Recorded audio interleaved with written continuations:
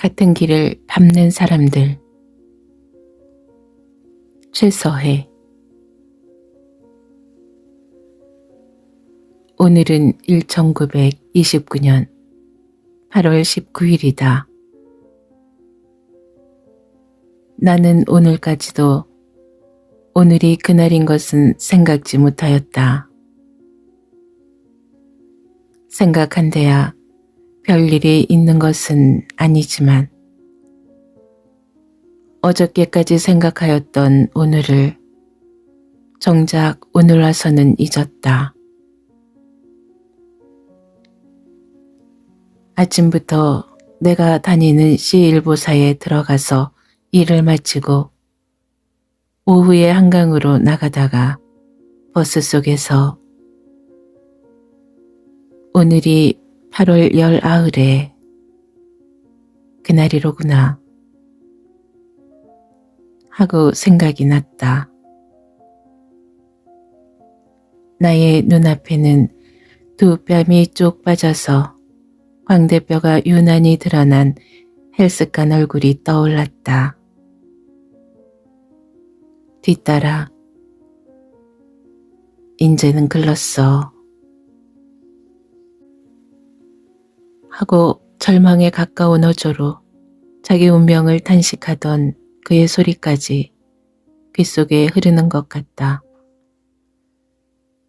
나는 나로서도 알 수 없는 짜릿한 기분에 잠겨서 버스가 한강 준점에 닿는 것까지 깨닫지 못하였다. 오늘은 K군의 일죽이다. 그는 병을 요양하려고 서광사로 갔다가 회복이 못되고 거기서 작년 이날 새벽에 가냘픈 그 그림자를 마지막으로 감추어 버렸다. 나는 작년 이날 인천 갔다가 그날 석간신문에서 그가 세상 떠난 것을 알았다. 나는 그 신문을 보고도 별로 놀라지 않았다. 얼마 전부터 그의 목숨은 오늘 내일 한다는 말을 들었고 그 한날 편지와 첨보로 그의 목숨이 이제는 분초를 다투게 된 것을 알았던 판이므로 무슨 의외의 일같이 놀라지는 않았다. 그러나 그의 형모가 눈앞에 떠오르고 가슴이 차릿하여서 종일 월미도 바닷바람과 물같은 달빛에 경쾌하였던 기분은 다시 무겁고 어둑한 기분의 흐리였다.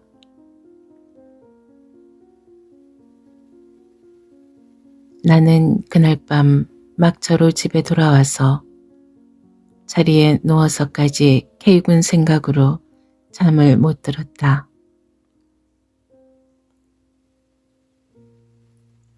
생각하면 생각할수록 K군의 죽음은 남의 일 같지 않았다.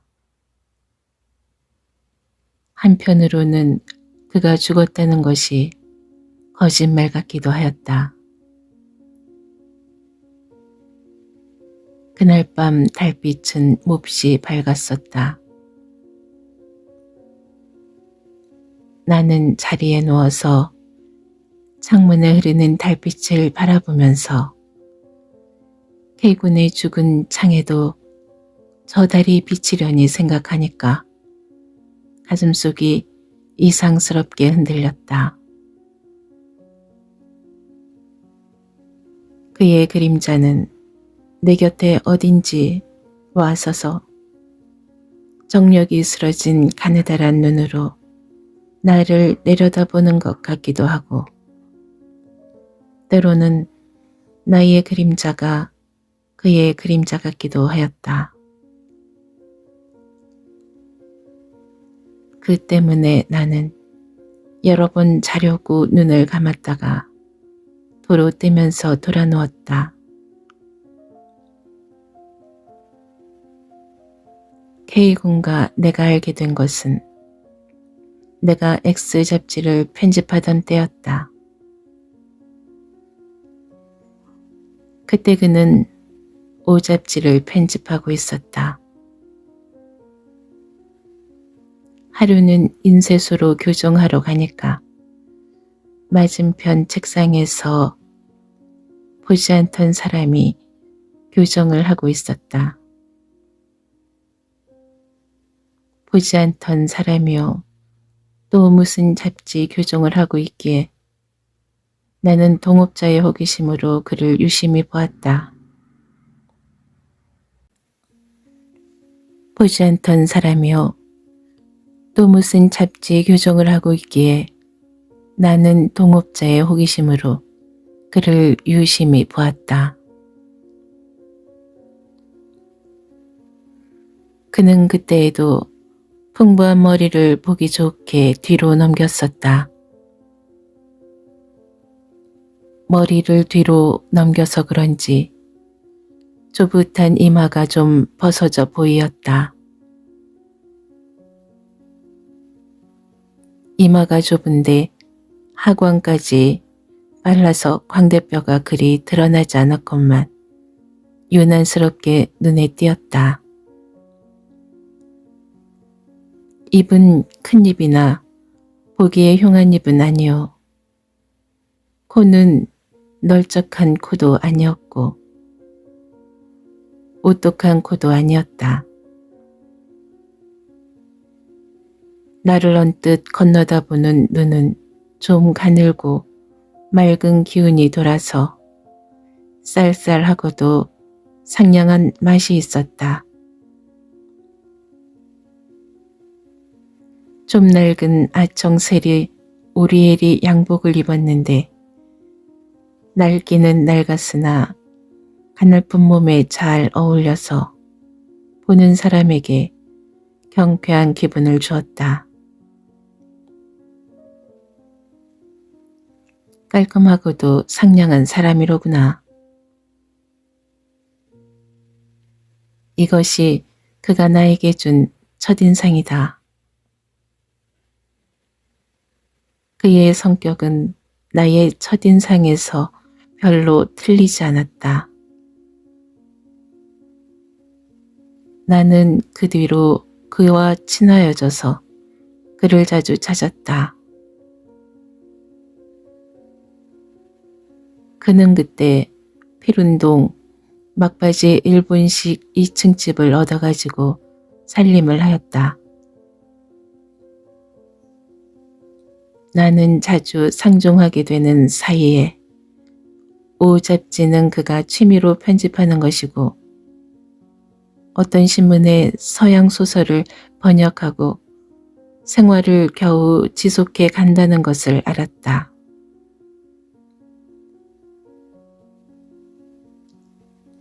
생활은 넉넉지 못하여도 방 안에 들어서면 유리알처럼 깨끗하고 책상이며 책장이며 의복 모자가 질서 있게 놓이고 걸려 있었다. 지금도 그를 처음 찾아가서 책망받던 일이 잊혀지지 않는다. 이 사람 이게 무엇인가? 잿더리. 그는 내가 흘린 담뱃재를 종이로 쓸어 잿더리에 담으면서 여지없이 톡 쏘았다.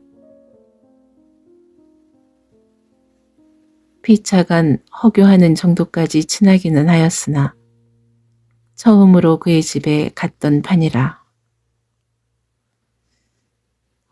이 사람이 손님 걸세를 단단히 하는데. 허허. 나는 태연한 말로 하면서도 불륨게 하였다. 그는 그렇게 톡 쏘아놓고는 안 되었던지. 자네 노했나? 하하. 하고 커다란 입을 더욱 크게 벌리면서 상글상글하는 가느다란 눈으로 나를 건너다보고 웃었다. 나는 그 비슷한 책망을 그에게서 여러 번 받았다.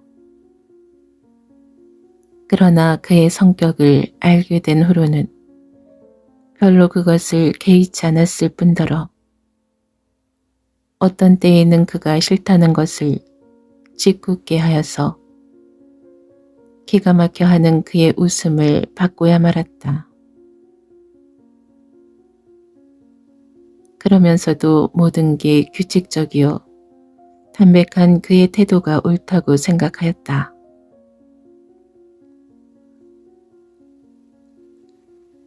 그해 가을이었다.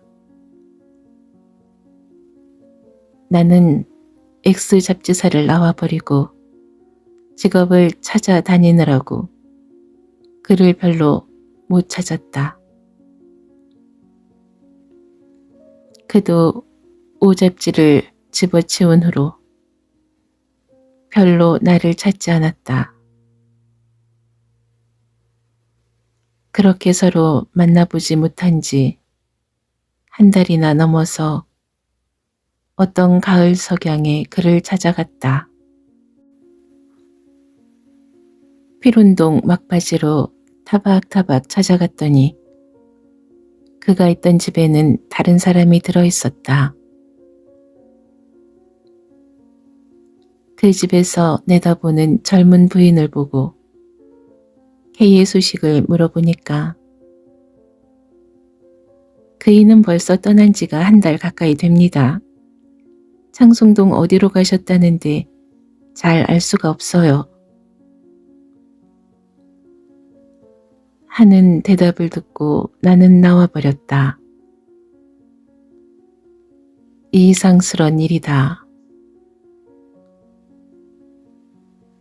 나는 혼자 놀면서 광화문 앞으로 나오다가 그를 만났다.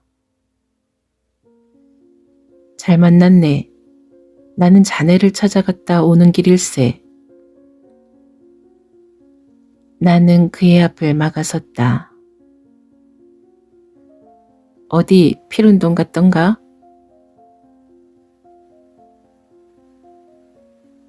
그는 기운 없이 말하면서 호젓한 웃음을 웃었다. 어쩐지 그의 얼굴에서 활기가 스러지고 무슨 병색이 도는 것 같았었다. 그럼 필운동 갔었지. 그렇게 떠날 줄이야 누가 알았나? 가세. 우리 집으로 가세. 바로 저길세.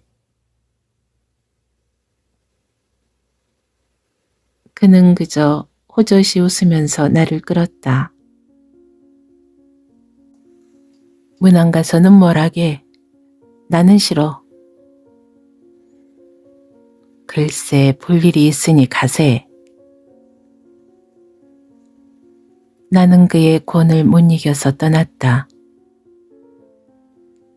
효자동 전차를 갈아타고 광화문 저편 정류장에 내려서 그가 몸붙여 있는 창송동 집으로 갔다.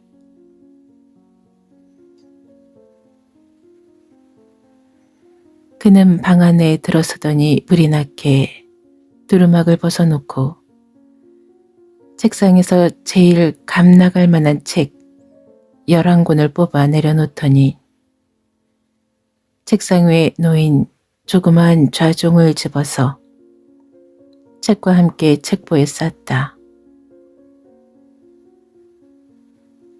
싸서 이리저리 보더니 의아한 눈으로 그것만 보고 섰는 내 앞에 내놓으면서 어따 이것 갖다 끓여라 하고 나를 쳐다보면서 벙긋 웃었다. 그건 못하게. 나는 무슨 영문지 어리둥절하였다. 못하긴 그깟 놈의 글이 밥을 주나? 이 책은 팔고 이 시계는 갖다 잡혀서 쌀 팔아다 먹게. 돈 생기면 또 사지. 그는 내가 미안히 생각할까 보아서 이건 다 본 책이야. 인제 소용없는 것이니 팔아나 먹지.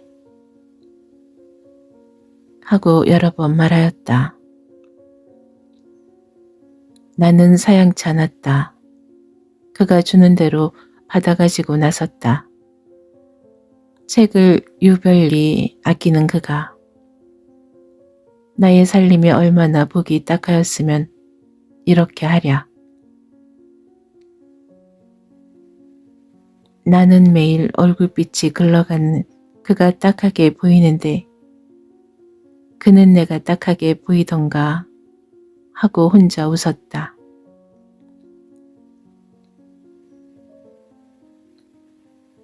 나는 시계 초점 소리가 째깍째깍하는 책보퉁이를 들고 나오다가 광화문 앞에서 K군의 생활을 잘 아는 S를 만났다. 오래간만에 만나니 길바닥에 섰었으나 여러 가지 이야기가 있었다. 나는 이야기 끝에 K군의 살림 떠엎은 이야기를 하였더니 그것들 늘 그 모양이야. 어린애 장난도 아니고. 그리 걱정할 것 없다는 듯이 말하였다. K군의 건강도 이 기분 속에서 희생이 되었다. 조금만 성가신 것을 보아도 얼굴빛이 파랗게 질리는 그가 벌써 병나지 않은 것만 다행이라고 할 것이다. 그는 병나 들어 누워서도 두 첩 거푸 먹어본 약이 없었다고 들었다. 한 첩 먹어보아 듣지 않으면 다른 약을 먹어보고 한 번 보여서 맞지 않으면 다른 의사를 찾다가 나중에 난 혼자 화를 내고 부닥거리를 노상했다. 그렇게 되니까 의학을 믿지 않으면서도 의뢰에 의뢰를 하게 되고 병 요양을 갔다가도 좀 괴로우면 다른 데로 옮겼다. 그러나 그것도 자유로 못 되었다. 경제의 맥박이 미미한 그는 믿지 않는 약이나마 자유로 못 쓰고 전지 요양도 자유로 못하였다. 그것이 화가 되고 그 화가 병을 더욱 부채질하였을 것도 명약 관화의 사실이다. 그의 성격이 그의 병을 더하였다는 것도 괴이치 않은 말이다. 뒷숲에 매미의 소리가 시원스럽게 흘러내려오는 어떤 날이었다. 사에서 일을 끝내고 신문을 보고 앉았는데 누가 들어오면서 K군이 왔다고 말하였다. 나는 그가 병이 좀 나았나 하고 밖을 내다보니 문 앞에 놓인 인력거에서 그의 그림자가 나타났다. 나는 놀라지 않을 수 없었다. 만나본 지 얼마 되지 않는 사이에 그는 딴 사람이 되었었다.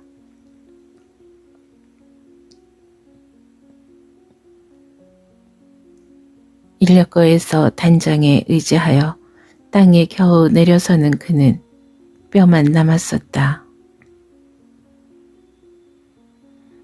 T군이 그를 부축하여서 편집실 한 귀퉁이 의자에 앉히었다. 그저 미미히 남은 감기로 막대를 지접하고 두어 걸음씩 걷기는 하나 보는 사람에게 무서운 예감을 주었다.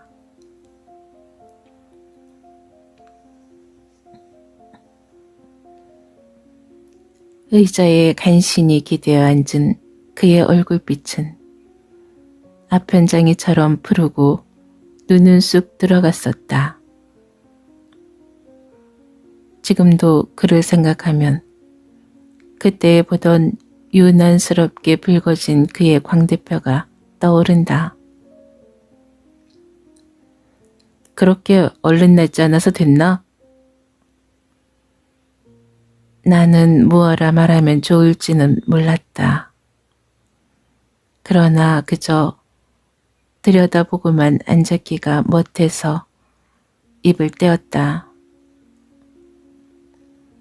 배는 고픈데 뭘 먹나?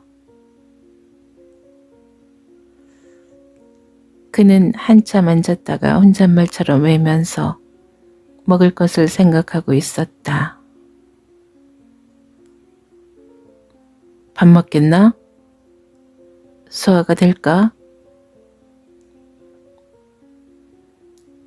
소화가 잘 되지는 않지만 밥 생각이 나는데 국물을 먹었으면.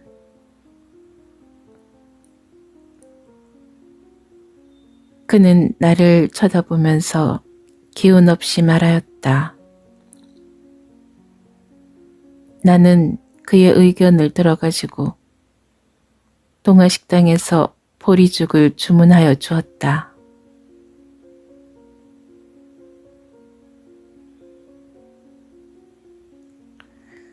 그는 배달이 가지고 온 보리죽을 두어 숟가락이나 떠먹더니 이거 먹겠니? 쌀이 왜 이 모양이야? 퍼지들 못하고. 하면서 곁에 서서 기다리는 배달을 흘겨보았다. 얼른 하느라고 잘못했습니다. 배달은 허리를 굽실하였다. 얼른 하면 대가리도 걸어 다니느냐? 그는 목구멍으로 간신히 흘러나오는 소리에 열을 올려서 팩 쏘면서 죽그릇을 집어 던지었다.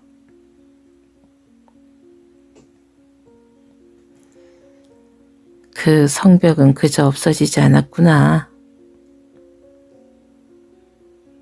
나는 죽값을 내주면서 그를 보고 웃었다. 그는 그저 이맛살을 찌푸렸다.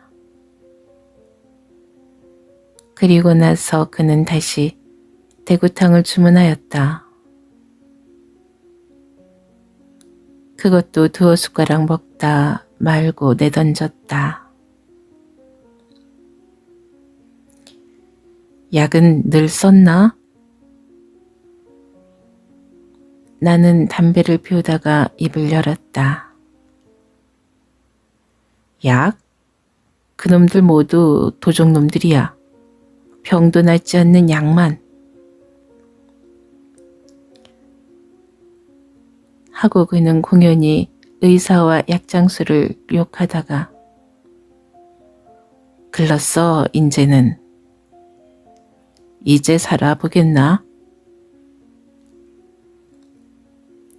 하고 자기의 운명을 내다보는 듯이 말하는 그 소리는 슬프게 떨렸다.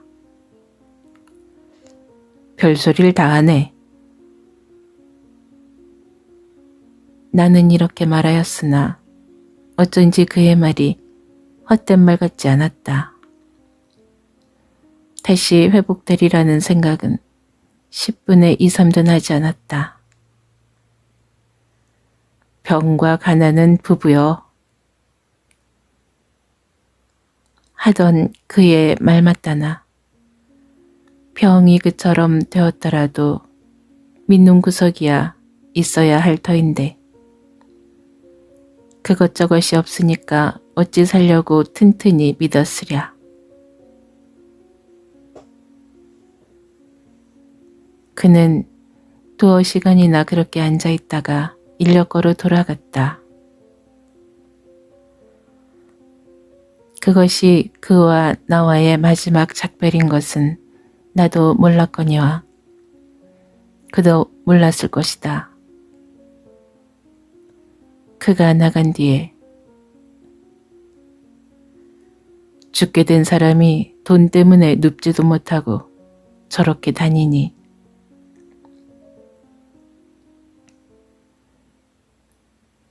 누구인지 자기 신세나 탄식하듯이 말하였다. 모두 K군의 신세가 남의 신세같이 보이지 않나 보다. 그 뒤 얼마 되지 않아서 K군이 서광사로 갔다는 말을 같은 사이에 있는 S에게서 들었다. K는 서광사에 인연이 깊은 사람이다. 그는 서광사에서 경영하는 보통학교 교원으로 오래 있었다. 그런 관계로 서광사에는 중과 속인 간에 친면 있는 사람이 많다고 들었다.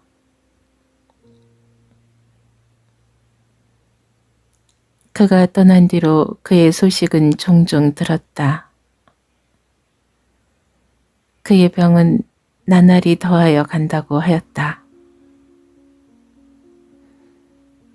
K군과 친할 뿐만 아니라 척분이 있는 S는 늘 서광사로 가본다고 벼르면서도 노자가 변통이 못 되어서 하루 이틀 어물어물 보내게 되었다.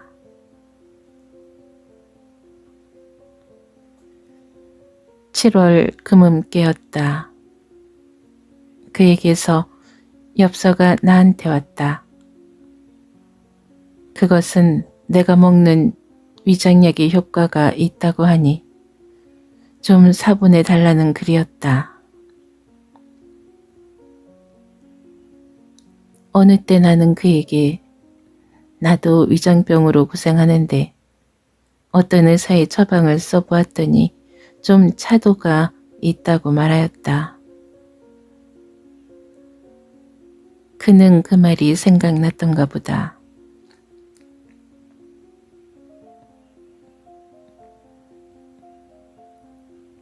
나는 그 약을 지어 붙이려고 여러 번 벼르면서도 약도 못 붙이고 편지도 못하였다. 지금 와서는 나의 일이 탐탐하여서 친구의 병보가 그렇게 신경을 찌르지 못하였다. 그런대로 그가 살았더라면 모르지만 그가 죽고 보니 모든 것이 후회가 된다. 외로운 병석에서 부탁한 약을 얼마나 기다렸으랴.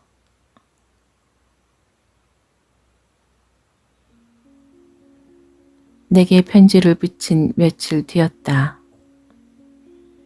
K에게 편지가 왔는데 그것은 그가 친히 쓰지 못하고 남의 손을 빌어 대필한 것이었다. 사연을 안 보아도 대필로 보아 그의 병이 얼마나 된 것을 알 수 있었다. 그러나 우리는 그거 참 큰일인데 할 뿐이요 어떻게 하는 도리가 없었다. 한 손 떨어져 있는 친구의 죽는 것은 고사하고 지금 당장에 내 몸이 쓰러진데도 할 수 없는 사람들이라 그저 살아 입이나 벌리는 수밖에 도리가 없었다.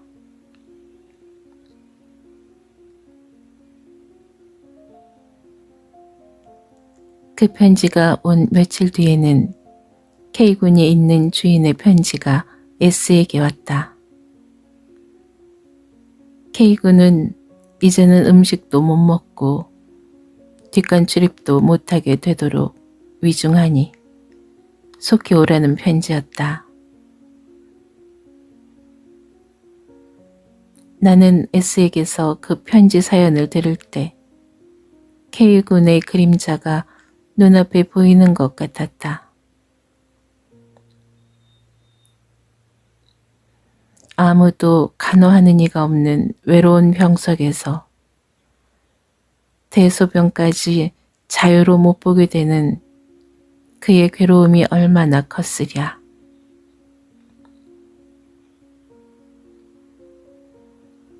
남의 사패를 조금도 보지 않는 배짱이라도 그 지경이 되면 눈치만 보게 될 터인데 그렇지 못한 K군으로서 그처럼 되고 보니 자기 화에 더욱 괴로울 것이다. 그러나 아직도 팔다리가 성한 우리는 소식을 들을 때에만 안 됐다 걱정할 뿐이었고 그 순간이 지나면 있다시피 지내었다.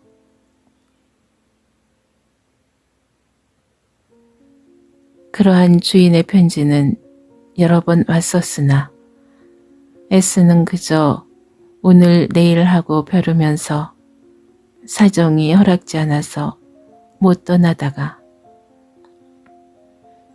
위중하다는 전보까지 받고 그가 죽던 안날에 떠나갔다.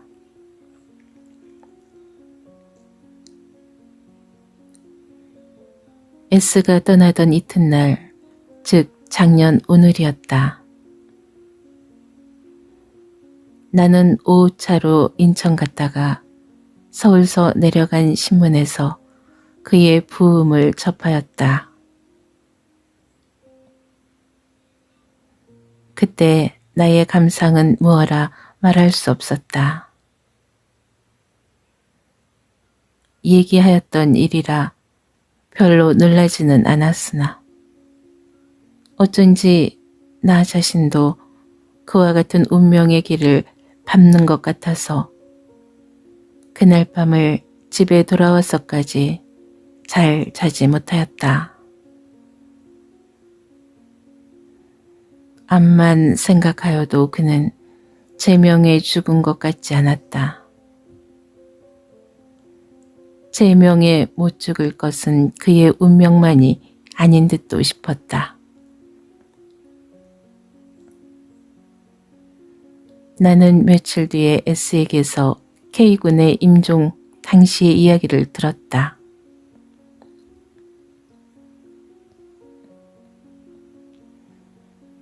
S가 먼 하늘에 아침 별빛이 치밀락 말락할 때에 서강사역에 내려서 K군이 있는 집으로 달려간 것은 K군의 목숨이 끊어진 뒤였다.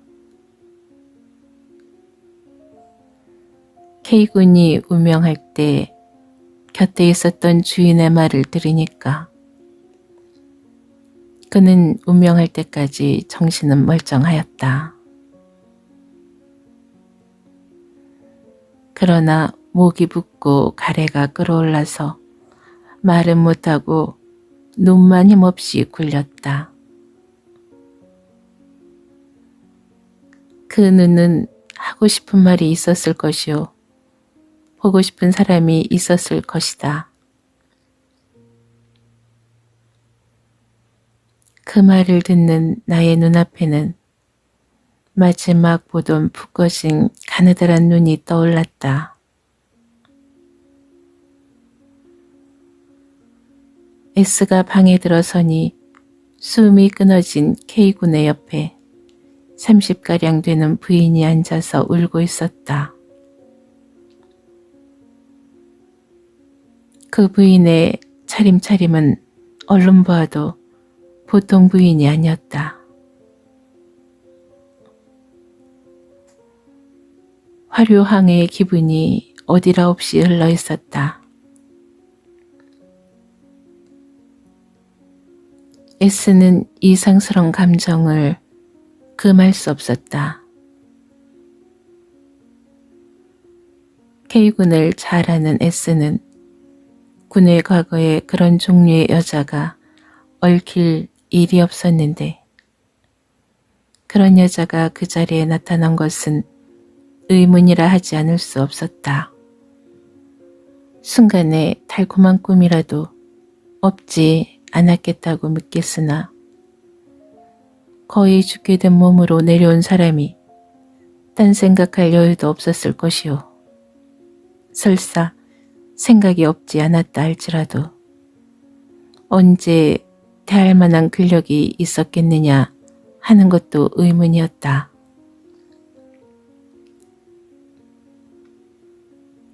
그러나 언제 그 의문을 풀려고 할 사이는 없었다. 송장 치울 것이 급한 일이다. K군의 시체는 K군의 유언대로 서광사 승려들의 손을 빌어서 화장을 하였다. 그들은 그들 전래의 화장법이 있었다. 산에 올라가 나무를 베어 쌓아놓고 그 속에 송장을 넣어 사른다. K군의 시체도 그렇게 채가 되었다. 지금도 나의 눈앞에는 보지도 못한 그때의 광경이 활동사진 필름처럼 돌아간다. 승려들의 들채에 담긴 K군의 시체는 친구라고는 S의 외로운 그림자에 호위되어 푸른 산나무 잎 속으로 쓸쓸히 들어갔을 것이다.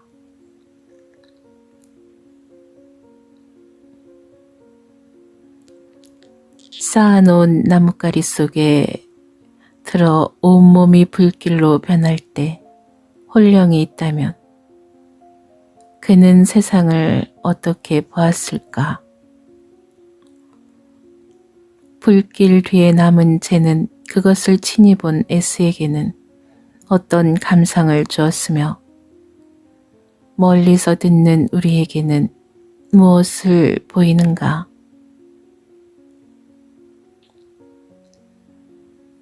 K군의 시체 곁에서 울던 여자는 K군의 화장터까지 술과 안주를 가지고 따라가서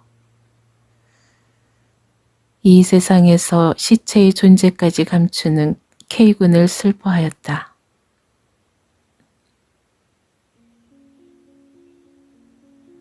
곁에 사람들에게서 들으니 그 부인은 서광사에 와서 술 파는 여자였다. K군과는 무슨 관계가 있는지 자세히 알 수 없으나 K군이 임종할 때에 K군 곁에 달려와서 설게 울고 감지 못하고 목숨이 끊어지는 눈까지 쓸어주었다. 그리고 술까지 가지고 화장터에까지 따라왔다. 그들은 다 다른 사람들이로되 모두 같은 운명이란 궤도 위에 선 것을 나는 극히 느끼었다. 그 생각은 날이 갈수록 더욱 몹시 나의 가슴을 찔렀다. 지금도 버스에서 내려 한강으로 나가는 나의 눈에는 더위를 피하여 물을 따라 나온 모든 사람들이 무심히 보이지 않는다. 그들 가운데 우리와 운명의 궤도를 같이 하니가 얼마나 되는지. 그들은 내일의 해를 어떻게 맞으려나 K군은 운명하던 찰나에 울고 달려드는 그 여자를 보고 눈물을 흘렸다. 그 사람은 그렇게 말하고 나서 하여튼 고마운 아낙네야, 술은 발망정 하고 말하였다. 그 말을 들은 S도 감격하지 않을 수 없었다. 그들은 다 다른 사람들이로되 모두 같은 운명이란 궤도 위에 선 것을 나는 극히 느끼었다. 그 생각은 날이 갈수록 더욱 몹시 나의 가슴을 찔렀다. 지금도 버스에서 내려 한강으로 나가는 나의 눈에는 더위를 피하여 물을 따라 나온 모든 사람들이 무심히 보이지 않는다. 그들 가운데 우리와 운명의 궤도를 같이 하니가 얼마나 되는지. 그들은 내일의 해를 어떻게 맞으려나.